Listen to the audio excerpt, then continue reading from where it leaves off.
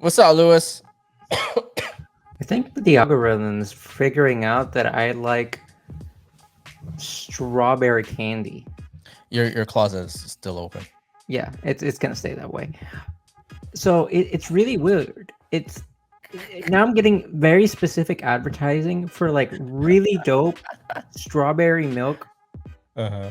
candy, and I'm Uh-huh. like, how do you know I want strawberry milk candy so bad? Can you? I understand what you're saying, Lewis.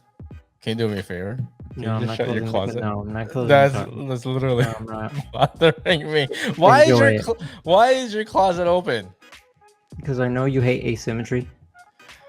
Oh boy! Now I pointed it out. People are gonna be watching this on YouTube. They're just gonna be seeing your To closet be open. honest, I was only staring at my screen and seeing my closet being open. I'm like, huh, Mm-hmm.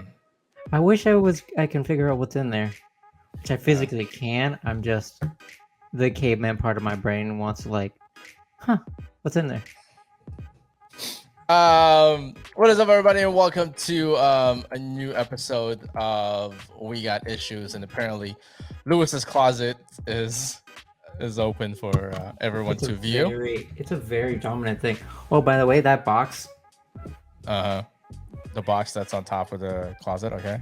So before it becomes a meme, Uh-huh. there's just a bunch of manga in there. I doubt that's gonna be a mute. I think it's just that people What's are in the just gonna box? know there's a closet in there. It's just, you know. There's a treasure chest. You in know, that you know, box. if we had, I see. The thing is, I know you're doing this just because, like, just for the meme of it and whatnot. But I know for a fact, and then the reason why I'm letting it slide, I know for a fact that if we had a guess, you would be on your best behavior, because you would never do this with Todd McFarlane. When we had the Todd McFarlane interview, you would never do something like this. I know No, that. even though I do sometimes like to shit on him, I do respect him. Of course you do. McFarlane's amazing. I mean, come on, man. McFarlane's amazing. Sometimes he does things, and I'm asking myself, it couldn't be all you. That's not all you. That's somebody else. That's an It's all him. asshole. It's actually he's a great marketer, and Yeah, he's a great writer and whatnot. I mean, like, you gotta have to he's um he's a good idea pusher, if like you know like what I like let me mean. put it this way. No other creator out there has stuck around a character that they fell in love with and Just kept developed going it till and kept going it, except for Eric Larson. Eric Larson just doesn't want anybody to touch Savage Dragon. He's the only one. He's the artist, he is the writer, and everything else. The colorist, the That's inker, everything. that's my problem with um for all those who cannot remember or probably have watched it just recently because COVID's a thing. Uh-huh. Bleach, the creator, writes it, draws it. To me, he's an A plus S tier artist, but as a writer,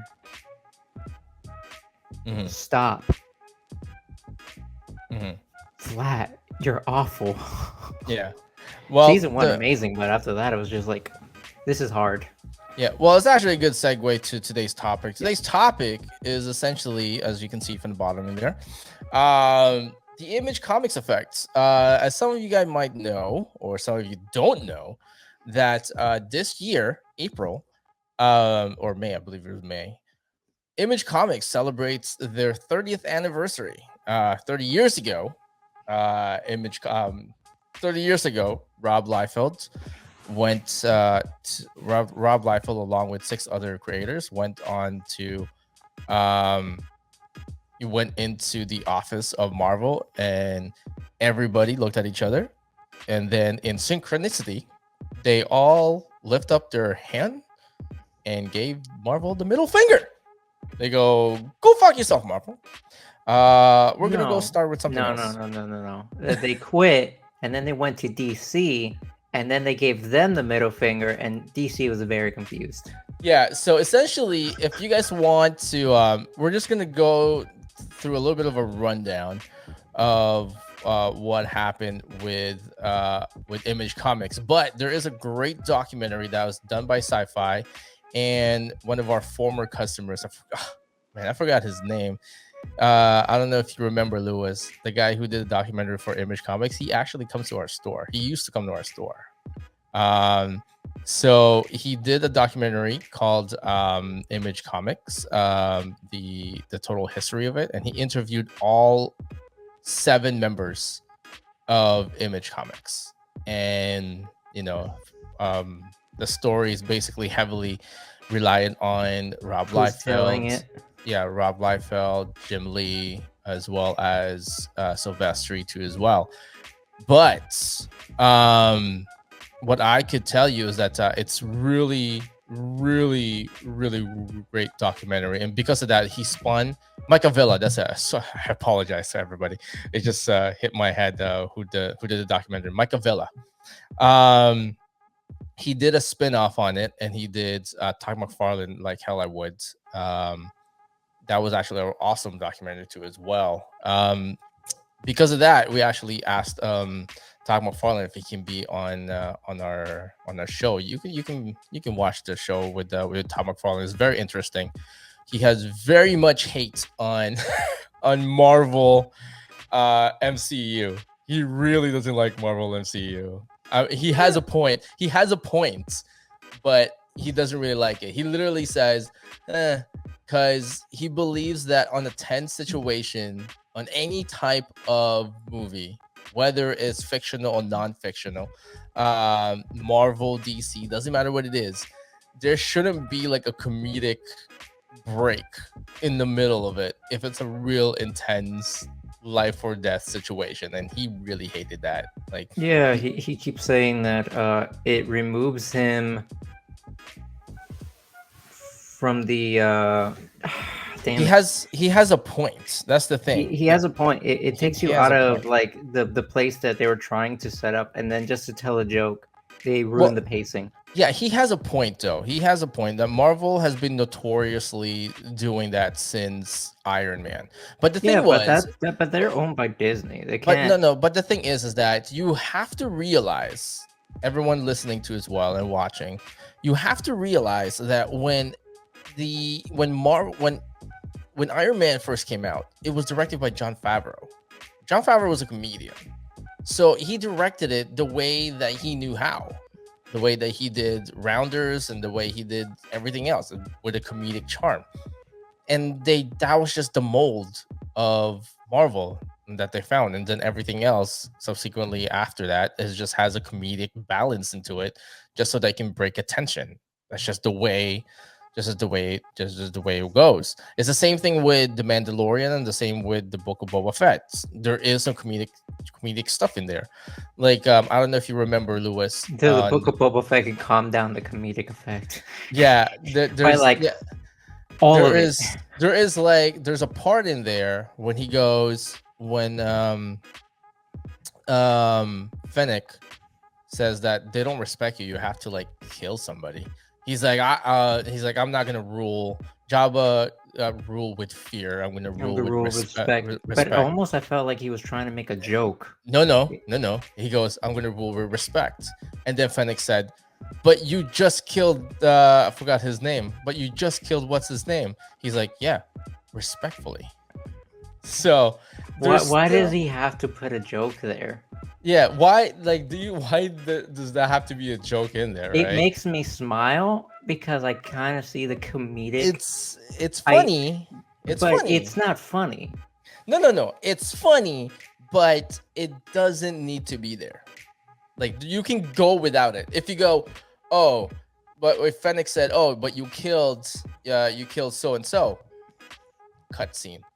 You could just a stare, like a long ass stare at each other, cutscene. That's all you need to do. He could have just said, huh. But then again, never acknowledged it.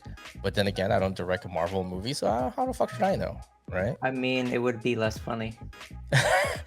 But today, we're going to be talking about Image Comics' 30th anniversary. They kicked off their anniversary by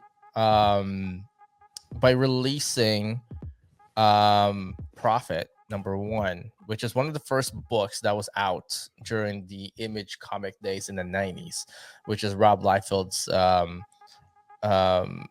character. Um, do you remember the first Image comics that you've read, Lewis? Is it like recent, or did you read anything in the 90s, like Dark Hawk? Did I you didn't read Dark Hawk and like Cyber Force? Did you read Cyber never Force? read any of the early stuff.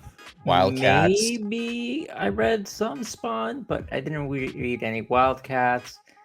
I No. barely even watched the show. This is during the time where your boy just kind of gave up on cartoons because it got super boring and decided, you know what? I'm gonna watch Bewitched. I love Lucy. He's gonna watch This is good Bewitched. quality content. You know what's terrible? Some Teenage Ninja Turtle sharks. I thought that like I always knew, like when I was first introduced to Image Comics, I was introduced through cartoons. It wasn't comic books. I didn't find out about Image comic books until Spawn, like everybody else. Kind of like the same thing as Call of Duty. Not a lot of people got into Call of Duty until Modern Warfare 2, right? The Spider-Man animated series made me really want to read comics. Yeah, that was amazing.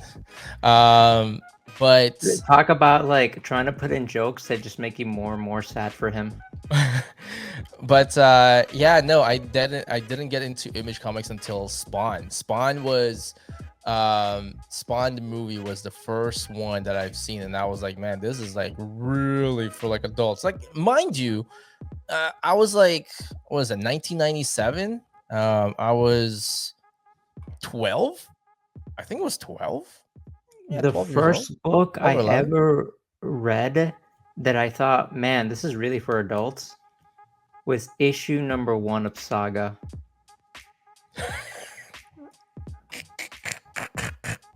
Wait, hold on. You know why? No, hold on. So, wait, hold on. Okay, hold on. It made you realize that Image comic is for adults after you read Saga. Yes. I didn't care for the Spawn. It's like, oh, big guns, big muscles, big boobs. Mind you, Saga came out like 3-4 years ago. Saga. That was the only time that you're like, Image Comics is for adults. Not Saga? Walking Dead. Not Walking Dead. Not everything else. I never watched Walking Dead. I don't care about a zombie book. No, you said you realized that Image Comics was for adults by reading Saga. The first one. The first one. So Walking Dead came out in 2003. You're like, this is for kids. Yeah.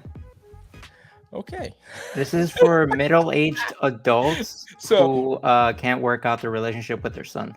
So Redlands, Vanessa Del Rey's Redlands, never read didn't hit it too as well. I read the first one and I was like, really? That didn't to you? It's not for me. Okay. So, anyways, besides from Lewis and Spawn, I thought, man, this is definitely for horny teenagers. Besides Lewis, some of you might have thought that Image Comics was not for kids. I didn't think it was for kids after watching Spawn the movie, and then I saw the Spawn the comic book. I didn't think it was for the kids too as well. But mind you, I was like around 12, 13, 11, I don't know, like 1997, 98. I was 7. I was were you 7? I was born in 1990. I was 1984. Do math for me, Lewis. 1984? Yeah. So by 1990 you were 6, by 1997 you were 13. I was 13. There you go. 13, maybe 14. So I was a horny 13-year-old boy. After this, and Spawn didn't make you think like, oh, this is for me. No, after I read the book, I was like, man, this is like for adults. I don't think I can like I didn't. And by the way, just to give you some time frame. Hold on. It didn't occur to me that book was not for me, but I was just like, okay, this is too far more mature reading, I should say. Like it it didn't grasp onto me because I was still into like Superman and whatnot, and I was like, this is way too adult for me. I didn't know that it wasn't for kids until Remember 4 Kids? until HBO came out. HBO came out with the first R-rated TV show, mind you, first R-rated animated TV show, and it was Spawn. And when I saw that, I was like, I love Spawn. All I saw was like boobs. Can you at least ass. agree with me that that McFarlane opening was terrible? No, it was very It- unique. It was At cool the time. or okay the first episode, At the time, but then it kept doing it, and then I'm like, why? no, but at the time, that was a thing, and that was something that no one has done. No one has done an intro like that before for a comic book, for an animated series. There's a great reason for it. Hell no. No, that's not. No, that wasn't that wasn't the point. And the point is that during that time, it was not done. Nobody does a presentation that kind of poise at the time for an animated series. Like, did you know any animated series that does that except for like Tales from the Crypt? And that was like a Tales from puppet. the Crypt. I forgot all about that. Yeah, Tales from the Crypt is Tales from the Crypt is the only one who does something like that, and that was like a puppet. So well done. So, but when I saw Spawn in HBO, that was like the first R-rated animated TV show, and I was hooked on it because I was like, this is amazing. So I started reading more Spawn, hoping that I'd see some more boobs. And it didn't disappoint you. Oh, I mean, like there's a couple of boobs here and there. I mean, Spawn is made for horny teenagers. But till this day, still made. But I will tell you this. For semi-horny teenagers. But I will tell you this though, like what ended up happening is that I started getting into Spawn and I started watching more of the animated series because there were boobs in there and whatnot, and there was a lot of sex involved. But I didn't get into the superhero part of it until Wildcats. I thought Wildcat was awesome. It was something very unique. I don't know. Have you read anything of the Wildcats? Not at all. Really? Anything animal related, I just didn't like. The closest I ever got to liking any series was Thundercats, but I only thought because that intro was baller. So series you saw kind of lame. So you saw the title Wildcats and you're like, these are a bunch of cats. Fucking like you didn't know it was an acronym for. Like the closest thing I got to liking anything was the Mighty Ducks, like and that didn't last very long. Like it had nothing to do with cats, you know that? No, right? it's just I thought the intros were banging. Like that was my intro for Image Comics, but then I started like looking forward for more Image Comics because I started to catch on that maybe I can see more boobs with Image Comics, so I started watching more like Savage Dragon and whatnot. Savage Dragon gave you the most boobs. Savage Dragon didn't give you the most boobs. It just gave you more sexually driven dialogue and imagery, but not the way Spawn boobs were. I don't understand. I think it's the colors that I don't think you remember how like the nudity was presented in Spawn. By the way, as a pivot point to all the boobs, so we will get back to the boobs. What do you think of Moon Knight being a PG-13? It's expected. It's Marvel. I don't know why. Why is that? Just went full why is that? Why does that like? Why does that need to be discussed? It's a Marvel movie. Just give me your opinion, you asshole. Don't say because Marvel. It is because have Marvel. An original thought in your brain. What original thought that you want me to say? Just say like you don't like it or you like it. It's fine. Okay, fine. Whatever. Oh wow! I could not believe that Marvel would do a PG-13 on Moon Knight. Oh my god! Really? So boobs. Like something like that should not be a discussion. If you have a Marvel movie, don't expect it to be a rated R. They're gonna throw 2 shits and 1 fucks. That's the rule for PG-13. 2 shits and 1 fuck. Such a waste of a good setup for Logan, for the more violent heroes So, to have rated R. like, if you want a discussion about Marvel movie, you know what's a worthy discussion? Why the hell do people hated Eternals? Because it was very mediocre. It wasn't mediocre at all. It It was. was It was a setup movie. It was a movie to set up other movies. That's all it was. It wasn't a setup movie at all. No, it was an origin story movie. Yes, it was story driven. That's what that movie was. And nobody wanted that because what they wanted was jokes, explosion, and more jokes. Yeah, they wanted a Michael Bay movie. Stupid. So don't be surprised every time you see a Marvel movie and it's like rated PG-13. Why would you be fucking surprised at that? I don't know. I might not watch it if it wasn't for And it's a Disney Plus movie. It's like, yeah, who cares? Children should see boobs. That's all I'm saying. It's like that. They see boobs all the time. They were raised by boobs. This is what I will tell everybody though. Every time when we discuss a Marvel movie, the only thing that that really gives me like it irks me a little bit is how shocked people are that a Marvel movie is rated PG-13. It's like, why? I just asked for your opinion, and then you're saying like other people. Like I said, it irks me so much. Not your opinion. Like it irks me so much. You shouldn't be like discussing that. That's a discussion that's like when you're drunk and you had way too much. That's a discussion that you would have. You know, do you want to just get super fucked up and then start this show all over again? Discussing that and just like start hiccuping like Marvel, fuck that, just like that. You're a terrible drinker. I don't drink that much, man. I mean, so yeah, you're hiccuping. I will tell you. I will ask you this, Lewis. If you had a book, okay, which is the book that we've been talking about a lot, which is Vampire Bears, would you put Vampire Bears in an Image comic publishing, or would you put it somewhere else? Would you give all fucks, or give 2 shits and 1 fuck? So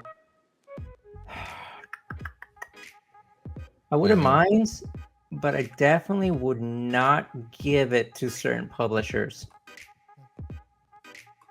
So do you want it for kids or do you not want it for kids? That's basically the question. If they wanted it for an iteration of a children's book about like don't fuck with bears that became vampires, okay. I mean, that sounds super funny to me. Let's go. You sold me on the concept. I love it. Vampire bears for kids. Oh boy. Like, do you really think that sounds like a kid's book? Now it is. A vampire bear? Yeah. Like all of a sudden you're gonna like ET the whole thing? You're gonna find a valuable life lesson on why you should always go out in the sun. You're just gonna ET the whole thing? Like, yeah. Ride on a fucking bicycle and listen, shit? If Dwayne The Rock Johnson can be in Fortnite, Vampire Bears can be for kids. Yeah, I guess so. But you know, you're just driving that franchise to like hell if you do that, right? I mean, it was never driven in the first place. It wasn't driven anywhere. It wasn't driven anywhere. Like, we're having discussion about a hypothetical confidence in the product. We're having a discussion about a hypothetical book that's never ever going to be published. But I'm just saying, if you had a chance, why not, man? Like, if somebody said to you, "Hey, Lewis, we wanna take this vampire bear. You got a great idea on it. Let's give it to a publisher." The first thing they're gonna say is like, "I want it R-rated," or the first thing you're gonna say is like, "I want it to be for kids," with like jokes and shit and all that kind of crap. Do I have creative control, or do I have to give up creative control because I sold an IP? What do you mean creative control? Like I get to decide these things if it's rated R Because or like let me, where the book kind of transitioning right. to. Well, let me ask you this though. Before I answer that question, when you say creative control, do you think you have creative control when they said, "Hey, you have creative control over this property, but it's going to be produced and distributed by Disney"? Do you I think really have creative control? I believe you're overthinking it because at that point Disney would just want complete control. You just get to, hey, that blue dress, I want it red. And Yeah, that's the most you're you getting. don't really have any creative control But when. Disney will never admit to giving you creative control. It's like you being a what's a producer that's like helping the actual producer? A producer is helping the producer? What? Like they get like production credits. Uh, oh, what are you talking about? I wish I can verbally state what I'm thinking of. It's assistant director producer or some bullshit like that. So the producer is the one who owns the IP. Sorry, Oh, the one who sorry, assistant, it's like director. no, sorry, the producer is the one who's funding the whole project. The executive producer would be the one who is who owns the IP. Kind of like John Peters he's the executive producer for Superman. It's well, my point is kind of like getting a director credit on the credits, but you really didn't do any actual directing. What? Okay. I mean, uh, It's getting credit for something you didn't really actually do. yeah, I'm trying to grasp of like I'm trying to think of like what you're trying to say, because if you're a director, you're actually and you get a credit, then you directed it. Not necessarily. Well, name one director that didn't get a credit, that got a credit for not doing anything. Kevin Hart. On what movie? Was it Jumanji? Jumanji? Jumanji? He didn't direct Jumanji. Exactly. No, what? No, he never got credited as a director for Jumanji. No, if you directed something, you get a credit from it. I think what are you referring to an executive producer? Maybe. An executive producer is the one who owns the IP for it. The executive producer is basically who owns the IP. Then what am I thinking of? Huh?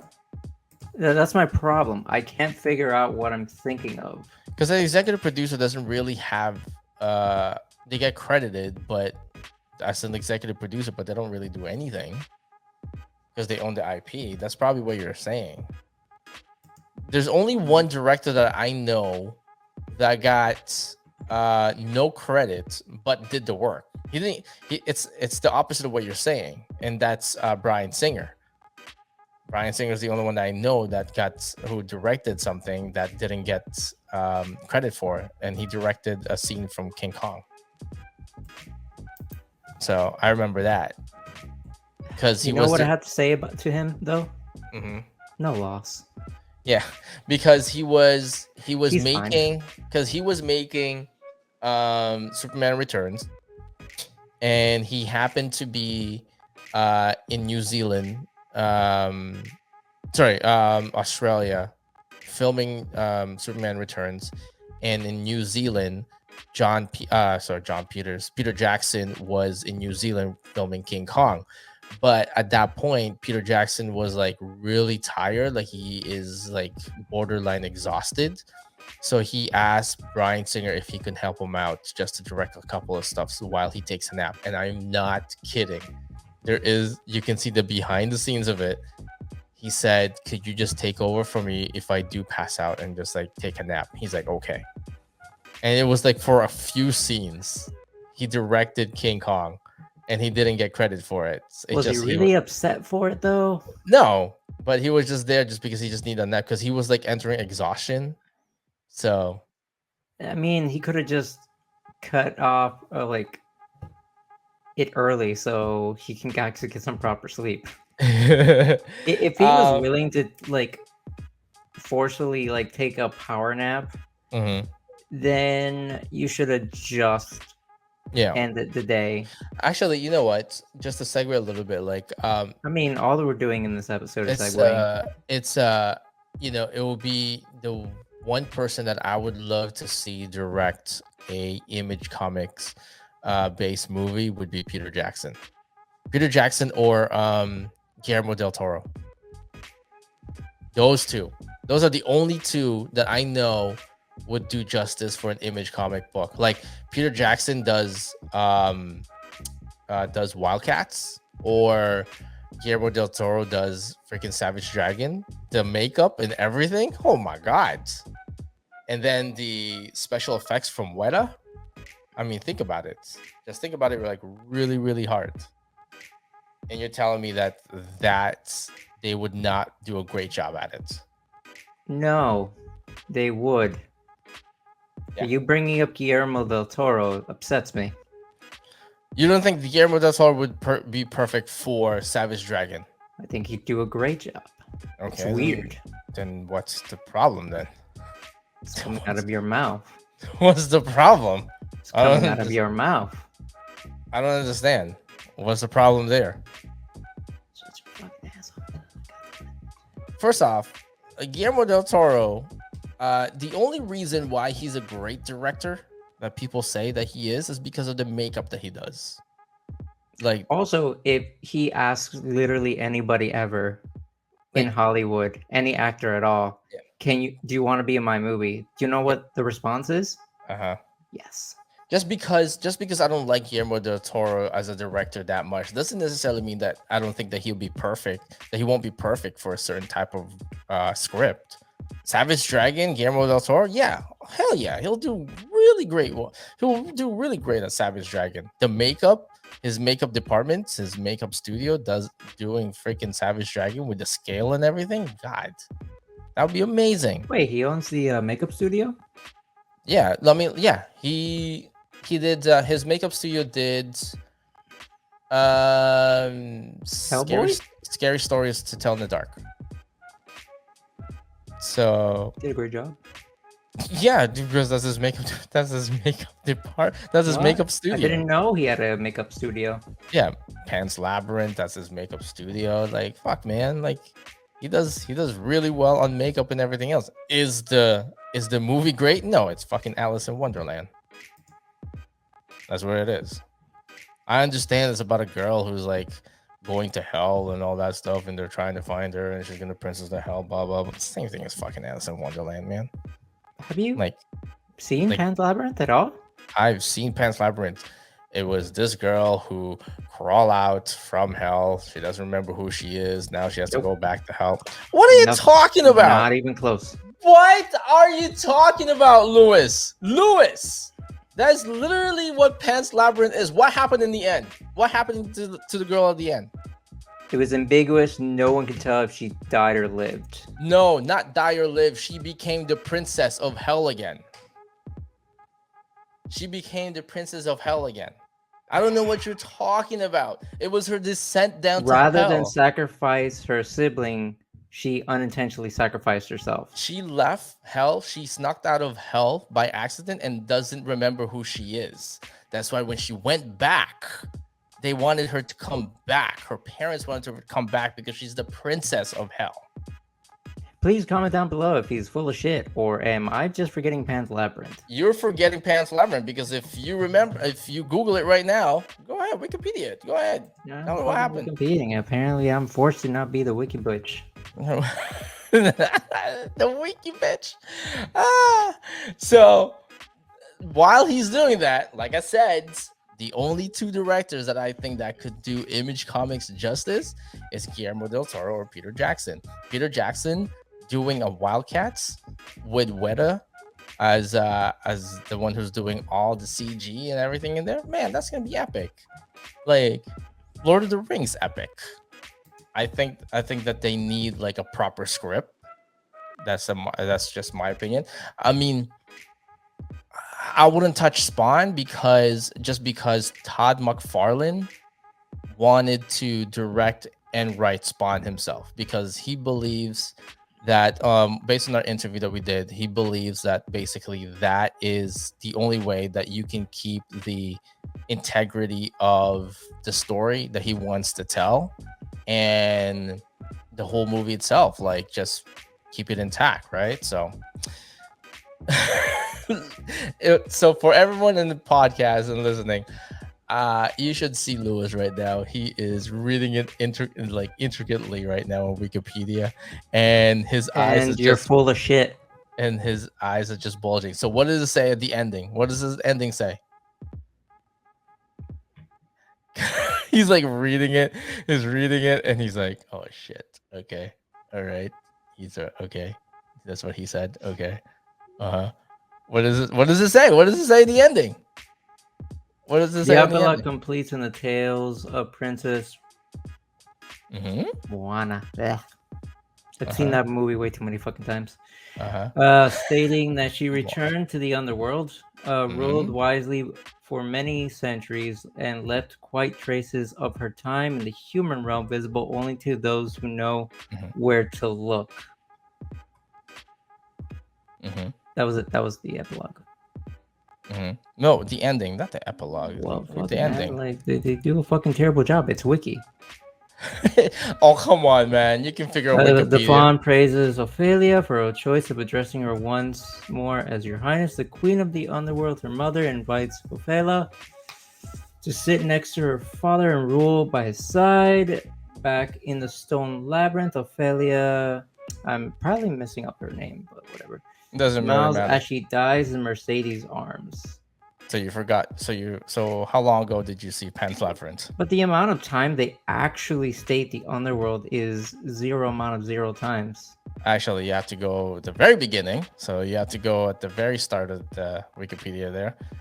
It should say the story of how she got out of the underworld and how she forgot who she is. Yeah. So when did you see Pan's Labyrinth, and how did you forget this? I watched it when I was 16.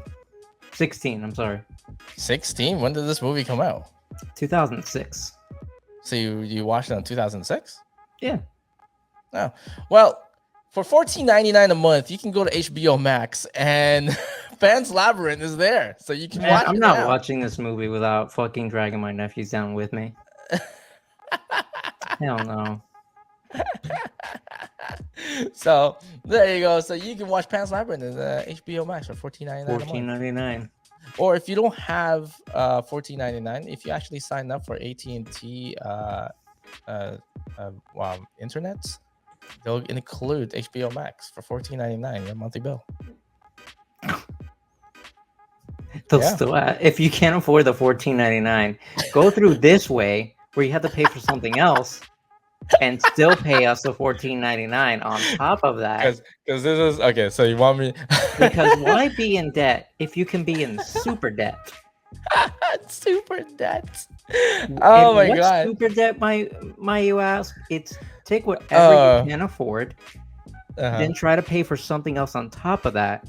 But you could actually, they'll still sneak in the thing originally you couldn't afford on top of the main thing you can't afford for $14.99.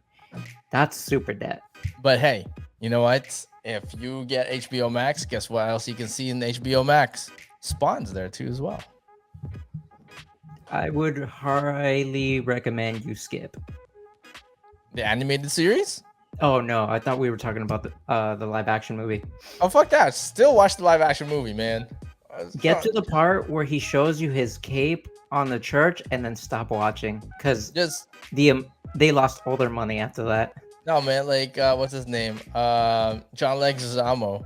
He put his all in that movie, man. That movie role. He put his all in that movie role, man. Like he went on record saying that he loved that movie. He loved playing the clown, man. The only thing is that he said that he did such a great job until they started with the CG. No, they said that he went on record saying that he loved doing that role, but hated the fact that he had to squat down the whole time. You can just imagine his lower back is fucked. Yeah, because remember, this the reason why Spawn did really great. the makeup department was Stan Winston. Winston's the department that did the prosthetic and everything. So they did everything practical. So it was practical, like makeup, practical everything. So What happened? Like at some this point, is it was like a lot of uses of practical, and then a lot of It uses was- of CG. for Spawn's part. But what I'm talking about is like John Leguizamo. That the reason why he had to squat down is because there was no weather department at this time. There was like There was 1997. no way to make it rain. There was not- Monsoon's amount of rain to hide his height. There was no point. There was no way to make him shorter, where he doesn't have to like squat down. Like, can you imagine if there was no weather department during Lord of the Rings? I Like they mean- have to. The hobbits have to squat down the whole time, man. Nowadays, if it was made now, they would just make Spawn wear high heels, just like they do for Highlander in The Boys. No, they probably will have him do like stilts, like the way Yeah. they did with Groots and whatnot. It'll be with stilts, but I think that Jay White, who was the original Spawn, I still think that he should do Spawn, man. That's just me. He could still do it. He looks fantastic. by Or the they way. can do like a whole passing down the torch kind of thing, because you know how like they always have to. There's a different Spawn. I mean, for every Wesley generation. Snipes has pretty much been on that bandwagon. Like, yeah, new Blade, I love it. Maybe I'll get a cameo now. No, what I meant is like Jay White he could still play Spawn, like the original one, but what I'm saying is that Kind he of like could just pass on the suit. well, because the suit gets passed down anyways. It gets passed down for every generation anyways, until like, when the power of Spawn actually runs down, it goes, they have to choose another Spawn. So I think that it would take away from the actual story of Gunslinger, but I think that they could, manipulate the script and make Gunslinger as the new Spawn and like pick somebody. I younger. don't think it'd be that difficult. It'd be weird, especially since he's actually from the Wild West when it was a dominant, like, No, dude, like, let me put it this way. Could you imagine? uh-huh. Could you imagine Can you stop saying, can you imagine? Timothy Oliphant as Gunslinger I Spawn? don't even know who Timothy Elephant is. Do you know who Timothy Oliphant is? Ah, There it is. wow. There While he I is. do think he'd make an amazing cowboy, Mhm. because essentially always is a There you cowboy go. for some fucking reason. Uh-huh. He would be amazing. He would be an amazing Spawn. Look at that. Timothy Elephant is only He's like obsessed. still with him. alive. He's so upset. Of course he's alive. He did like 2 seasons ago of freaking Mandalorian. He was the sheriff. Did he though? Everybody was like petitioning for the sheriff spinoff. Like, how did he get Boba Fett's freaking armor? Did he though? Yes, he did. All I remember is a drunk that killed a giant lizard with another drunk, and then he traded parts. Oh God. Okay. Did Timothy Elephant was, I don't know, a good place? Yes. For like an episode? Yes. Was he brilliant? It's Yes, Timothy he was. Elephant. He would. He's a big dick though, Like, so that's why. God that's damn, why- dude, but he's 53 years old. Yeah, why not? He doesn't look like he's 53. Nah, he still looks like if he was divorced, he'd fucks.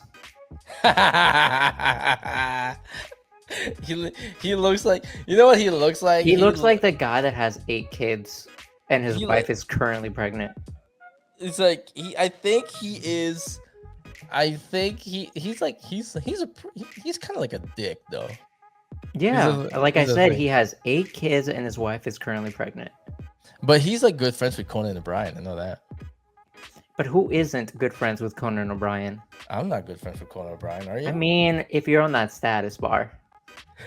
Are you good friends with Conan O'Brien? Because if you are, you gotta tell me, Lewis. I'm never going to tell you if I'm friends with a ginger.